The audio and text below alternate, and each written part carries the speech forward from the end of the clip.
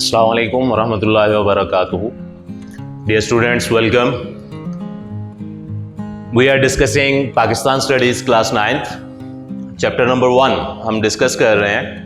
I am your teacher Hafiz Saad Majid. Our today's topic is Quaid-e-Azam and ideology of Pakistan. Quaid-e-Azam और नज़रिया पाकिस्तान, ये हमारा आज का मौजू है. और इस टॉपिक के अंदर जो इम्पोर्टेंट पॉइंट्स आज हम डिस्कस करेंगे उसमें सबसे पहले हम डिस्कस करेंगे कि व्हाट एक्चुअली आइडियोलॉजी इज़, नज़रिया पाकिस्तान से क्या मुराद है, फिर नज़रिया पाकिस्तान के हवाले से और पाकिस्तान मूवमेंट के हवाले से what was the role of Quaid-e-Azam, and then different sayings of Quaid-e-Azam will be discussed in today's lecture. तो चलिए आज का लेक्चर अब हम स्टार्ट करते हैं. First of all students, will discuss about ideology. आप लोग चैप्टर नंबर 1 के अंदर ही प्रीवियस लेक्चर्स में आइडियोलॉजी और आइडियोलॉजी ऑफ पाकिस्तान की डेफिनेशंस पढ़ चुके हुए हैं.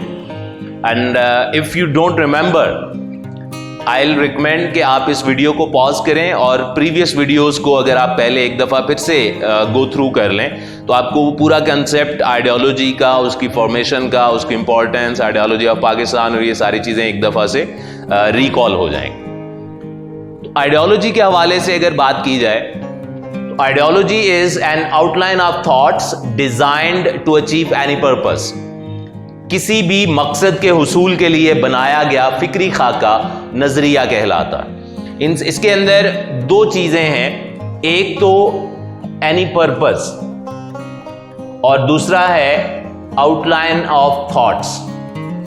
मकसद और मकसद के हुसूल के लिए बनाया गया फिक्री खाका. आपका टारगेट क्या है और उस टारगेट को अचीव करने के लिए आपका माइंड मैप क्या है, आपके जहन में उसके हवाले से क्या प्लान है, इसको आइडियोलॉजी कहा जाता है. अब इसके बाद नेक्स्ट है ideology of Pakistan. The overall concept of Pakistan movement and creation of Pakistan. Tehreek-e Pakistan और तामीर पाकिस्तान का मजमूई तसव्वुर नजरिया पाकिस्तान कहलाता है. पाकिस्तान मूवमेंट क्यों चली थी, पाकिस्तान की डिमांड किस वजह से की गई थी, और अब जब पाकिस्तान बन गया है तो पाकिस्तान को किस तरह का होना चाहिए, हमारे फोर फादर्स का क्या कंसेप्ट था पाकिस्तान के बारे में.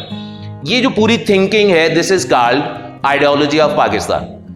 तो हम ये दोनों डेफिनेशंस पहले पढ़ चुके हुए हैं प्रीवियस लेक्चर्स के अंदर. वहां पर भी मैंने आप लोगों को ये मेंशन किया था कि ये दोनों चीजें जो हैं, what is ideology and what is ideology of Pakistan, ये दोनों शॉर्ट क्वेश्चंस हैं और ये शॉर्ट क्वेश्चन के तौर पर पूछे जा सकते हैं. पॉइंट्स प्रीवियसली बोर्ड के पेपर्स में आ भी चुके हुए हैं, तो इसको आप मार्क कर लीजिएगा. आइडियोलॉजी की डेफिनेशन, ये भी एक शॉर्ट क्वेश्चन है. सिमिलरली आइडियोलॉजी ऑफ पाकिस्तान की डेफिनेशंस जो हैं ये भी एज शॉर्ट क्वेश्चन इंपॉर्टेंट. अब इसके बाद आगे नेक्स्ट वन है role of Quaid-e-Azam in the politics of sub continent और इन पाकिस्तान मूवमेंट. तो स्टार्ट में हम एक ब्रीफ सा इंट्रोडक्शन कायद-ए-आज़म का डिस्कस करेंगे जो बहुत कॉमन है, आप लोग प्रीवियस क्लासेस में बेशुमार दफा पढ़ चुके हुए हैं. Quaid-e-Azam was born on 25th of December 1876 at Karachi. As far as his education goes, he completed his matriculation from Sindh Madrasatul Islam 1892 में. कराची के एक मशहूर स्कूल सिंध मदरसातुल इस्लाम से उन्होंने अपनी मैट्रिक की एजुकेशन कंप्लीट की. And in the same year he went to London for higher education and from there he got the degree of bar at law from Lincoln's Inn. Lincoln's Inn college से उन्होंने barrister bar at law की डिग्री हासिल की 1896 में. And he was the youngest barrister of the world on that time. Afterwards he returned to subcontinent and started the law practice in Bombay. 1896 में बार at law complete करके वापस आए और बॉम्बे के अंदर उन्होंने अपनी लॉ प्रैक्टिस स्टार्ट कर दी. एंड साइमल्टेनियसली ही started taking interest in politics even when he was in England. तो वहां पर भी वो पॉलिटिक्स के अंदर हाउस ऑफ लॉर्ड्स और हाउस ऑफ कॉमन के जो सेशंस होते थे उनको देखा करते थे, पॉलिटिक्स में इंटरेस्ट लिया करते थे. In subcontinent first of all he joined Congress, Indian National Congress, जिसको हम शॉर्टली कांग्रेस कहते हैं। कायद आजम ज्वाइंड कांग्रेस इन 1906, 1906 में उन्होंने कांग्रेस में शमूलियत इख्तियार की थी।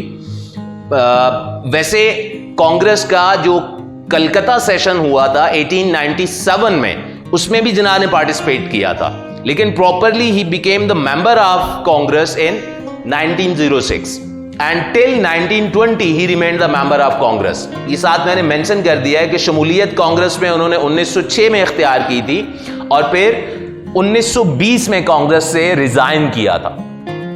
Almost 14 years he remained the member of Congress. Next is the Muslim League. Jinnah joined Muslim League in 1913 and he became the permanent president of Muslim League in 1934. 1913 में उन्होंने मुस्लिम लीग में शमूलियत इख्तियार की और 1934 में वो मुस्लिम लीग के मुस्तकिल सदर की हैसियत से चुन लिए गए। यहां तक ये जो पोर्शन है, ये एक जनरल इंट्रोडक्शन है जिन्ना का, जो हम अपने तौर पर इस टॉपिक में ऐड करेंगे। And then from here onwards the concept और the topic given in your book, वो यहां से आगे कंटिन्यू हो रहा है। There are many personalities at international level who have changed the destiny of nations. आलमी तौर पर, बैनुल अक़वामी सतह पर कई शख्सियात ऐसी हैं कि जिन्होंने अक़वाम की तकदीर बदली है। जिन्ना इज वन ऑफ देम। कायद आज़म ने बर्रे सगीर के मुसलमानों की तकदीर बदली थी, उनकी डेस्टिनी को चेंज किया था और साइमल्टेनियसली हिंदू और ब्रिटिश ऑक्यूपेशन से सक्सेसफुली उन्होंने इंडिपेंडेंस गेन की थी। जिन्ना का सबकॉन्टिनेंट की पॉलिटिक्स के हवाले से, मुस्लिम्स की फ्यूचर के हवाले से क्या कंसेप्ट था, क्या माइंडसेट था, ये उनकी डिफरेंट स्पीचेस, उनकी डिफरेंट सेइंग्स से आगे एक्सप्लेन किया गया है आप लोगों की बुक्स में। तो आगे जो आपका सेकंड पैराग्राफ बनेगा आपकी बुक में, जो स्टार्ट का फर्स्ट पैराग्राफ है, वो इसमें पहला जो रोल ऑफ कायद आज़म हम मेंशन कर रहे हैं उसके अंदर आ जाएगा। और उसके बाद जो सेकंड पैराग्राफ है, वहां से बेटा नेक्स्ट हेडिंग आपकी बनेगी कंसेप्ट ऑफ नेशनलिज्म, कौमियत का तसव्वुर। अब here an important thing is that initially Jinnah was the supporter of Hindu Muslim unity. इब्तदा में जब उन्होंने पॉलिटिक्स में इंटरेस्ट लेना स्टार्ट किया तो एक लंबे अरसे तक वो इस बात के हामी थे, इस नजरिए के हामी थे कि हिंदू और मुसलमान इकट्ठे मिलकर रहें और आपस के जो उनके इख्तिलाफात हैं उनको मिलजुल कर हल करें। हिंदू मुस्लिम इत्तेहाद के लिए उन्होंने बहुत सी कोशिशें भी की। लखनऊ पैक्ट एक बहुत इंपॉर्टेंट इंसिडेंट है इस हवाले से, जो हम नेक्स्ट लेक्चर्स में चैप्टर 2 के अंदर डिस्कस करेंगे। और यही रीजन है that from 1913 till 1920 Jinnah was the member of Muslim league and Congress at the same time, दोनों जमातों के रुकन थे। But later on, when he observed the concept or the mindset of Hindu politicians, the leadership of Congress, then he started supporting two nation theory. और फिर उन्होंने Muslims को एक सेपरेट नेशन के तौर पर डिक्लेयर करना स्टार्ट किया। एंड फॉर दैट पर्पस यहां आप लोगों की बुक्स के अंदर एक कोटेशन गिवन है। इस कोटेशन को अगर हम देखें तो Jinnah stated that by any definition of nationality, the Muslims are a separate nation. They have every right to establish their separate homeland. The Muslims have to promote and protect their spiritual, moral, economic, social, political and cultural interests. For this purpose, they may adopt any means. यहां पर ये मैंने उसका starting part और ending part mention किया है quotation का, और दरमियान में मैंने डॉट्स मेंशन कर दिए हैं, मींस कंटिन्यूड। तो ये मैंने पूरी कोटेशन रीड भी कर दी है, आप अपनी बुक्स से इसको देख भी सकते हैं। कौमियत की जो भी तारीफ की जाए, मुसलमान उस तारीफ की रूह से एक अलग कौम है और वो इस बात का हक रखते हैं कि अपने लिए एक अलहदा रियासत कायम करें। उसके बाद आगे मजीद उसके अंदर ये मेंशन किया गया कि मुसलमानों ने अपने मुख्तलिफ किस्म के हुकूक, जिसमें सियासी, मजहबी, मुआशरती हुकूक शामिल हैं और मुख्तलिफ तरह के हुकूक हैं, उनकी हिफाजत करनी है, क्योंकि वो एक सेपरेट नेशन है, उन्होंने अपने राइट्स को प्रोटेक्ट करना है और इस मकसद के लिए वो जो मर्जी चाहे तरीका इख्तियार कर सकते हैं अपने राइट्स को प्रोटेक्ट करने के लिए।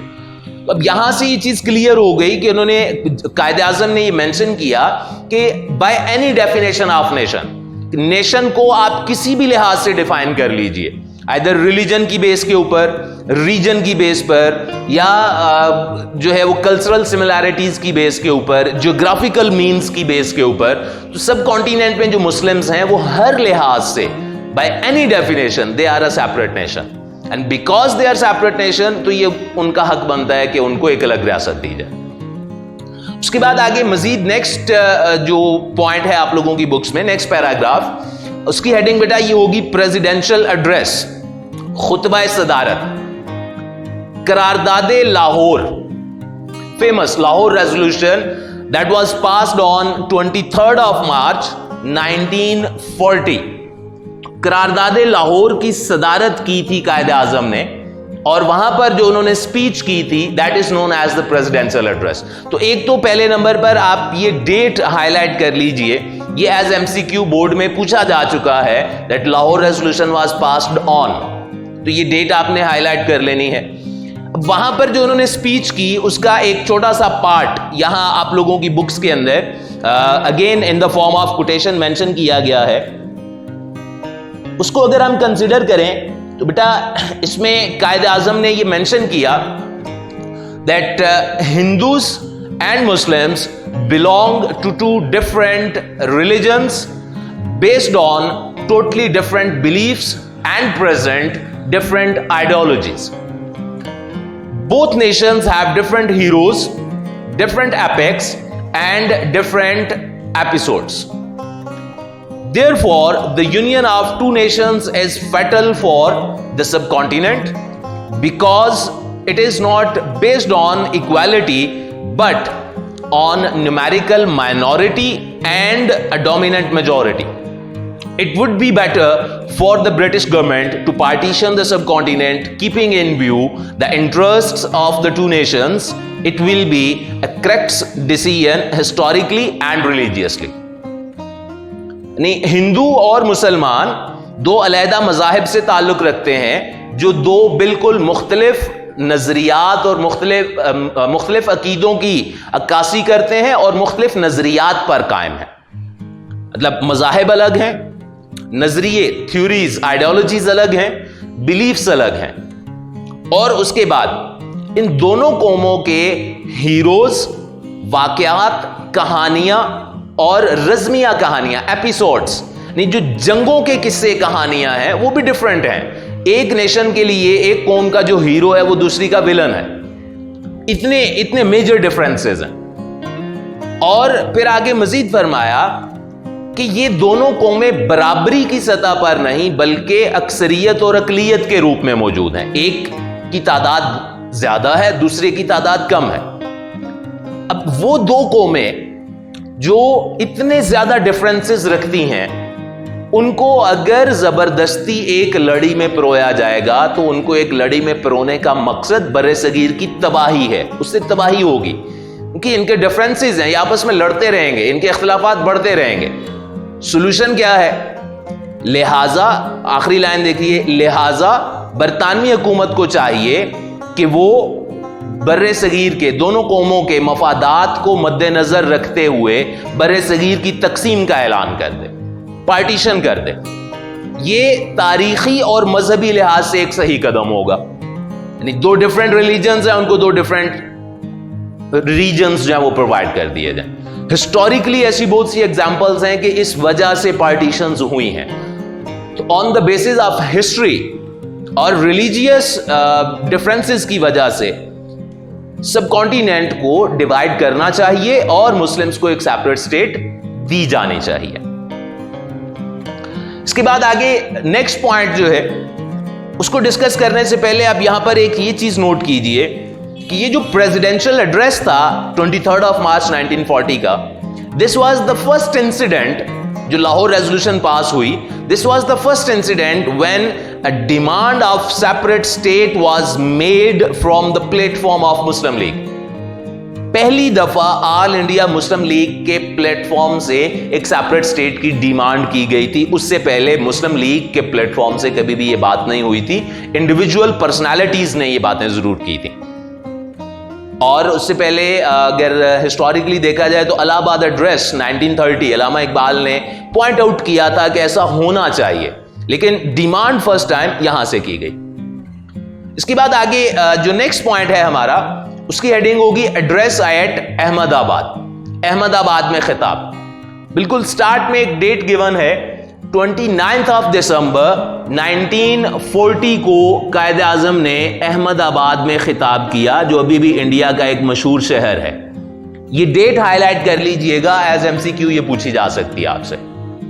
और इस एड्रेस में कायदे आजम ने जो बात की, Pakistan has existed for centuries and north west has remained a homeland of Muslims. Independent states of Muslims should be established in these areas so that they could lead their lives according to the teachings of Islam. Pakistan सदियों से मौजूद रहा है, शुमाल मगरिब मुसलमानों का वतन रहा है, लिहाजा यहां मुसलमानों की अलग रियासतें बननी चाहिए ताकि वो अपनी जिंदगियां अपने मजहब के मुताबिक गुजार सकें। अब ये कंसेप्ट हम पहले पढ़ चुके हैं, प्रीवियस लेक्चर में हमने डिस्कस किया था Allama Iqbal and ideology of Pakistan वाले लेक्चर में। मैंने थ्रू मैप्स आपको पूरा बताया था कि नॉर्थ वेस्ट क्या है, शुमाल मगरिब कौन सा इलाका है। तो आप प्रीवियस लेक्चर को अगर एक दफा रिव्यू कर लें तो आपको ये ज्यादा क्लियर हो जाएगा कि ये इस वक्त जो पाकिस्तान है, this was the region which was termed as और mentioned the north western part of the subcontinent. अब यहां पर ये जो बात उन्होंने की कि मुस्लिम्स यहां पर सदियों से मौजूद रहे हैं। Remember the arrival of Muslims in subcontinent in 712 Karachi में आया था, and then from Karachi the whole Sindh and up till Punjab Mohammad bin Qasim ने ट्रैवल किया। तो ये पॉइंट यहां पर मेंशन किया गया है कि मुस्लिम्स एक लंबा अरसा यहां पर मौजूद रहे हैं, यहां पर उनकी मेजॉरिटी है। तो इट मींस के पाकिस्तान सदियों से मौजूद है, क्योंकि रिलीजन की बेस के ऊपर यह डिमांड की जा रही थी। अब इसके बाद आगे जो हमारा नेक्स्ट स्टेप है,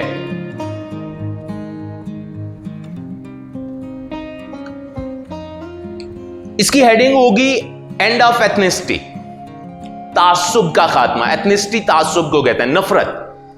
किसी भी वजह से, किसी भी बुनियाद पर किसी दूसरे के साथ नफरत करना, चाहे वो मजहब की वजह से हो, इलाके की वजह से हो, या किसी और बुनियाद पर हो। पाकिस्तान बनने के बाद कायदे आजम ने 21 मार्च 1948 को ढाका में एक स्पीच की थी। ये डेट आप लोगों की बुक में आल्दो मेंशन नहीं है, लेकिन एज एन एडिशनल पॉइंट मैं बता रहा हूं, आप लिख सकते हैं। तो 21 मार्च 1948 की ये जो स्पीच थी कायदे आजम की, इसमें उन्होंने ये कहा that we should think above the differences between Punjabi, Sindhi, Balochi and Pathan. Now we are Pakistani first and last, and it is our duty to live like Pakistanis. इन्होंने ये कहा था कि हमें चाहिए कि हम पंजाबी, सिंधी, बलोची, पठान और बंगाली के झगड़ों से बालातर होकर सोचें। इन झगड़ों को, इन इख्तिलाफात को छोड़ दें, इनको कंसिडर ना करें, इनको खत्म कर दें, उससे बालातर, उससे ऊपर उठकर सोचें। क्यों? क्योंकि अब हम पाकिस्तानी हैं और ये हमारा फर्ज बनता है कि हम पाकिस्तानी बनकर जिंदगी गुजारें, ना कि पंजाबी, बलोची और पठान बनकर जिंदगी गुजारें। और इसी स्पीच में कायदे आजम ने आगे फर्दर राइट्स ऑफ माइनॉरिटीज के हवाले से भी बात की थी, जिसमें उन्होंने ये कहा था कि माइनॉरिटीज को पाकिस्तान में हर तरह के राइट्स इक्वालिटी की बेस पर मिलेंगे, किसी किस्म की कोई डिस्क्रिमिनेशन नहीं होगी। और ऐसा क्यों होगा? Because again this is the teaching of Islam. Islam हमें ये कहता है कि माइनॉरिटीज को उनके राइट्स इक्वालिटी की बेस पर प्रोवाइड किए जाएं। इसके बाद आगे नेक्स्ट पॉइंट जो है उसकी हेडिंग होगी बेटा एडवाइस टू ऑफिसर्स। आप एडवाइस टू ऑफिशियल्स भी लिख सकते हैं, अफसरान से खिताब। On 1 October 1947 Quaid-e Azam addressed the government officers at Karachi. ये डेट हाईलाइट कर लीजिएगा, एज एमसीक्यू ये पॉइंट पूछा जा सकता है।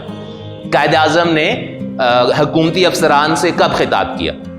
छोटी सी कोटेशन है जिसमें उन्होंने ये मेंशन किया था दैट आवर मिशन इज, अब देखिए जो स्टेटमेंट है उस पर गौर कीजिए, मिशन मकसद, हालांकि पाकिस्तान बन चुका है, ठीक है, तो पाकिस्तान मूवमेंट का जो बुनियादी मकसद था वो सिर्फ ये नहीं था कि हमें सिर्फ एक खिता चाहिए, सिर्फ एक स्टेट चाहिए, बल्कि उसके बाद आगे भी एक टारगेट था, और वो कायदे आजम ने यहां पर इस कोटेशन के अंदर मेंशन किया है, जिसमें उन्होंने ये कहा that our mission is the establishment of a state where we could live like free people in our own socio cultural setup necessary for the promotion of social justice and Islamic ideology.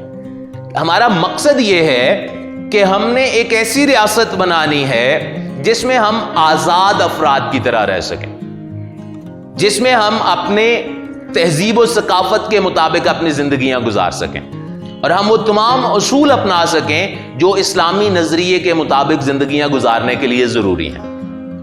यानी ये guideline थी कि we have to remain independent. हमने अब किसी और setup, किसी और सिस्टम को फॉलो नहीं करना, हमने अपने रिलीजन को, अपनी आइडियोलॉजी को फॉलो करना है और उसके अकॉर्डिंगली अपनी लाइफ को स्पेंड करना है। This was the guideline given to the government officers.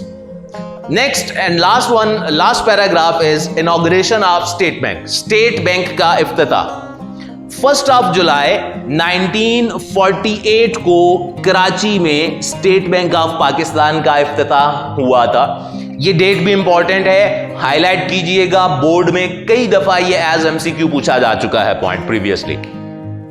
और उस मौके पर कायदे आजम ने जो स्पीच की थी उसमें उन्होंने ये मेंशन किया that economic system of west is creating unsolvable problems and has failed to do justice with the people. We should present an economic system before the world which should be based on social justice and true concept of Islam.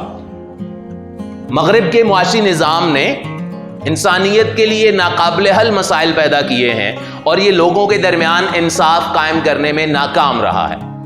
लिहाजा हमें चाहिए कि हम दुनिया के सामने एक ऐसा निज़ाम पेश करें जो इस्लाम के सही तसव्वुर मसावात और समाजी इंसाफ के उसूलों पर मबनी हो।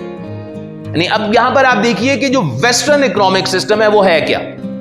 Western economic system is based on interest, सूद का निज़ाम है, जिसके बारे में जिना ने यह कहा कि एक तो वो लोगों के दरमियान ऐसी प्रॉब्लम्स क्रिएट कर रहा है जो अनसॉल्वेबल हैं और लोगों में इंसाफ नहीं कर रहा, हकदार को उसका हक नहीं मिलता, उसकी वजह से मजबूर को और ज्यादा तंग किया जाता है, गरीब से और ज्यादा छीना जाता है।